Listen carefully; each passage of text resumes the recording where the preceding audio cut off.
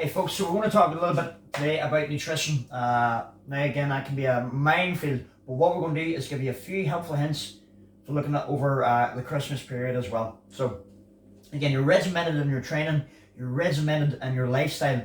Christmas comes and goes, and all of a sudden we're pulled from left to right, to pillar to post as well. And what we feel bad, and then we feel great by eating the bad food, and then we feel bad for eating the good food in excess. So there's so many things. So the first thing we need to do is realize that weight can go up and down, okay? And that's fine, okay?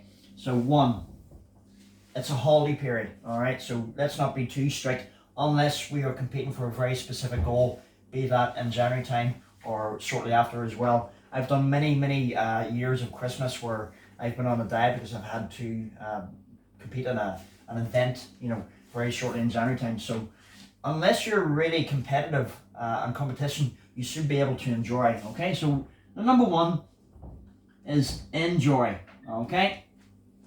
Because no one people will take a little bit of bad food that they feel guilty for hours upon hours, okay? So we just need to enjoy this holiday period as well, but we still need to have a little bit of self-control, okay? That's a huge, not just for Christmas as well, but sometimes, most of the time in life, we should have self-control, okay? Because it can be like a snowball, it can spiral out of effect as well. So we're waking up Christmas Eve, we're having a few vol-au-vents first thing in the morning, a couple of sausage rolls, we're getting a Christmas spirit, maybe a wee glass of wine or whatever it is, and then it's very easy to compound that effect. So realizing that, don't worry too much about your dietary parameters, but think about it. It should just be a regular day. So we're having meal 1, meal 2, meal 3. That's what I like to say, instead of breakfast, lunch, dinner, okay?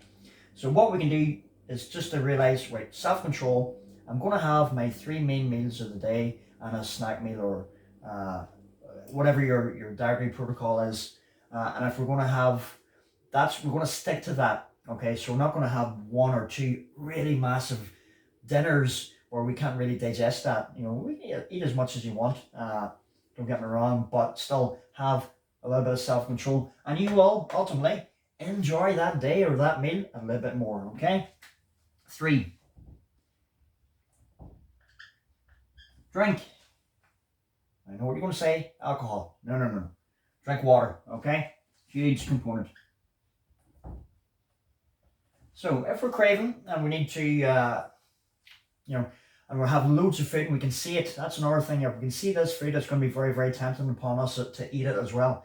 So if we're out, I always say to my clients, if you're going out for a drink, go out for a drink, have a glass of alcohol, but have a glass of water in between, okay? If we're going to have a little meal or a little snack, instead of just going straight for that plate of food, what we're going to do is have a glass of water, okay?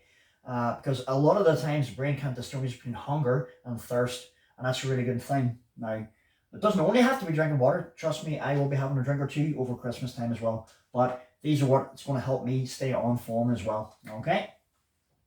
Number 4. Okay? Insulin. Alright, so again, I'm not telling you what you should or should not do. I'm just trying to give you a little bit of helpful hints to not feel as bad maybe some days as you some years as you have done. So when we're drinking or eating our meals, 1, 2, 3 meals, 4 meals, whatever your parameters are that day, okay, if you're going to have a snack, a little bit of chocolate, a little bit of crisps, Pringles, whatever the case may be, what we want to do is kind of eat that closer to our food windows or times that we actually are eating. So for instance, if I'm having my breakfast and then an hour later, an hour and a half later, a bit nibbly, so what I'll do is I'll start to eat, and I'll be consistently eating throughout the day. What happens is your insulin raises in those time frames as well. So instead of spiking or increasing your insulin levels when you're having just the 3 or 4 meals a day, whatever your parameters are, and you eat in between those, again, that's just raising those insulin levels just a little bit more as well. So if you're going to help with the cravings, have a meal and have a little bit of dark chocolate. Okay, it's a great thing to have your lunch and then maybe an after 8 or 2, or forever, or I'll say whatever that case would be. But that's a really good helpful hint as well. Okay.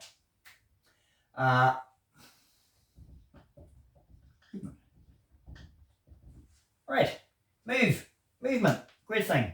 Standing up, again, standing and sitting, when you're eating to sit and you're standing up as well, it can actually help with digestion as well. So if we're sitting down and we're eating a big meal and we continue to sit, digestion is going to be a little bit harder to work, okay? So if we get up and if we start moving, okay, we don't have to run a marathon, we don't have to run, but we'll just get up and we start walking off. I always say to my clients that I work with, if we can walk for 10 minutes after each and every meal, that is a huge benefit, not just on oxidation and blood flow, your mental well-being, but also how good you feel, how good you're feeling able to react with that food.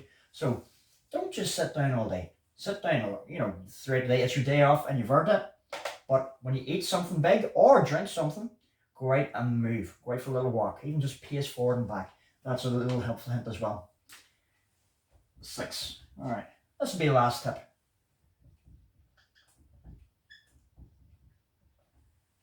Temporary.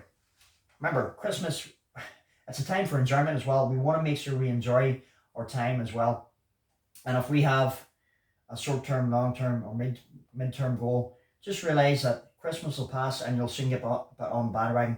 We do not want to feel bad about what we eat on Christmas Day as well. So if we can keep these wee factors in line, we're going to be fine, okay? So I hope that helps, folks. Listen, Merry Christmas and have a good one.